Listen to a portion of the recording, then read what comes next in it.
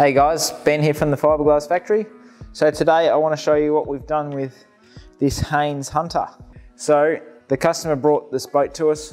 Basically he had a piece of fiberglass set up here with another bit here, which was sort of the shape that he wanted. And he said, all right, make this work for me. So what we did was we ended up cutting most of the cab off. We glassed the wave breaker that he'd made up. We glassed that all into what was left of the cab, which wasn't much. And then we glassed it on the outside, we glassed it on the inside again. We created some rails along the side here, as you can see over here, just to finish this off. We just made them off a piece of melamine that we sort of butted together. And then after that, we've created this dash area for him. So this is just made out of plywood, and we glued it all in. And then we glassed it all in, and then we've float coated it all for him.